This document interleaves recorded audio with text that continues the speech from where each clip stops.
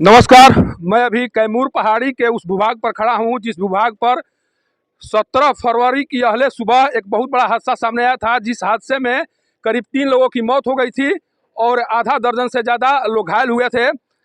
इस घटना के 4 दिन बीत जाने के बाद भी रेस्क्यू का काम समाप्त नहीं हो सका है। देखिए, मैं जिस जगह पर हूँ उस जगह पर मैं दिखाने की कोशिश कर रहा हूँ किस तरह से रेस्क्यू का काम चल रहा है और अभी भी कुछ लोगों के फंसने वहाँ उसे वाहन में फंसने की संभावना जताई जा रही है। हालांकि अभी ये क्लियर नहीं है कि उस जो वाहन अंदर में पड़ा हुआ है उस वाहन में कितने लोग फंसे हुए हैं, लेकिन यह दुर्भाग्य की बात है कि 4 दिन बाद भी रेस्क्यू का काम समाप्त नहीं किया जा सका। अगर इस हादसे में बहुत बड़ी संख्या में लोग फंसे होते तो शायद इस सिस्टम के माध्यम से उन्हें बचाया नहीं जा सकता था।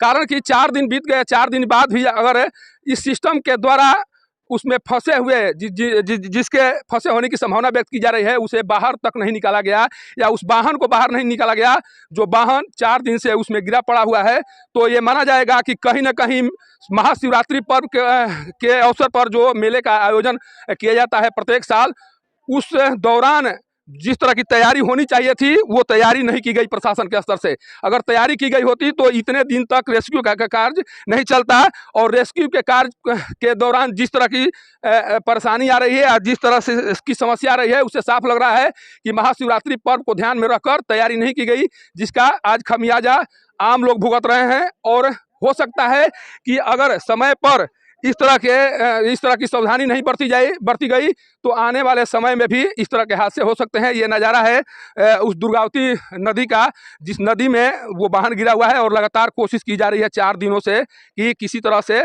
उस वाहन को वहाँ से निकाला जाए। आप पूरे बिहार सरकार का सिस्टम एक तरह से लोगों के बचाव को लेकर तत्परता दिखाने की बात सिस्टम के द्वारा कही जाती है, लेकिन जिस तरह से तत्परता यहाँ पर दिखाई पड़ रही है उसे देखा और समझा जा सकता है। और इस सिस्टम की लाचारी को भी आप देख सकते हैं किस तरह से सिस्टम लाचार पड़ा हुआ है, विवश है सिस्टम। उसे समझ में नहीं आ रहा है कि जो अंदर फंसे हुए हैं उन्हें कैसे निकाला जा सके। मैं बार बार वो उस बात को दोहराने की कोशिश कर रहा हूं कि अगर इसमें मान लीजिए अगर सारे लोग फंसे होते तो उनकी हालत क्या होती, क्या उन्हें सिस्टम के द्वारा बचाया जा सकता था? ये सबसे बड़ा सवाल है और इस सवाल का जवाब जिला प्रशासन के अधिकारियों को देना चाहिए। कारण कि एक 9 फरवरी को वन विभाग के द्वारा एक आदेश जारी किया गया। उस आदेश में ये कहा गया कि कोई भी 4 पहिया वाहन मेला क्षेत्र में प्रवेश नहीं करेगा, लेकिन शिवरात्रि से एक दिन पहले सभी वाहनों को अंदर जाने की इजाज़त दी गई। इसके बाद ये घटना सामने आई है।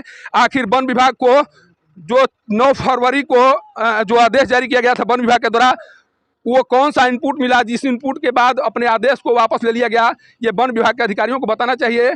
कारण कि जो घटना सामने आई है उस घटना ने कई तरह के सवाल खड़ा किए हैं और उस सवालों का जवाब जिला प्रशासन से लेकर वन विभाग को देना पड़ेगा।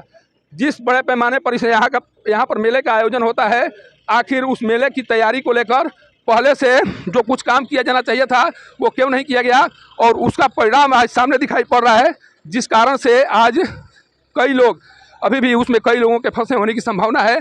और इस संभावना के मद्देनज़र जो कार्य किए जा रहे हैं वो भी नाकाफ़ी है और इस कार्य के बदौलत जो उसमें फंसे हुए लोग हैं उन्हें बचा पाना मुश्किल है। कारण कि 4 दिन तक कोई उसमें जीवित नहीं रह सकता है और जो भी लोग उसमें फंसे होंगे या जो भी लोगों की फंसे होने की संभावना है वो दम तोड़ चुके होंगे। सोचिए कि वाहन को भी जब बाहर नहीं निकाला जा सका है तो उसमें फंसे हुए लोगों को कैसे बाहर निकाला जा सकता है, यह सोचने वाली बात है। और ये प्रश्न जो वन विभाग और जिला प्रशासन जुड़ा हुआ है उस प्रश्न का जवाब देना ही चाहिए। यहाँ पर पंचायती राज मंत्री मुरारी प्रसाद गौतम भी आ चुके हैं, चूँकि इसी क्षेत्र के वो विधायक हैं और अभी पंचायती राज मंत्री के पद को सुशोभित कर रहे हैं। घटना के 4 दिन बाद वो घटनास्थल पर पहुँचे हुए हैं ये जानने के लिए कि क्या कुछ चल रहा है। शायद मंत्री कुछ दिन पहले यहाँ आए होते तो राहत और बचाव का कार्य तेज़ी से किया गया होता और जो मुश्किलें आ रही हैं उन मुश्किलों का समाधान बहुत पहले ही किया जा चुका होता। लेकिन मंत्री 4 दिन बाद यहाँ आ रहे हैं। अब देखना होगा कि मंत्री के आने के बाद राहत और बचाव कार्य में किस तरह से तेज़ी आती है और किस तरह से लोगों को यहाँ से जो भी रेस्क्यू का काम है वो पूरा किया जाता है। कैमूर पहाड़ी से पब्लिक न्यूज़ के लिए सत्येंद्र चौबे की रिपोर्ट।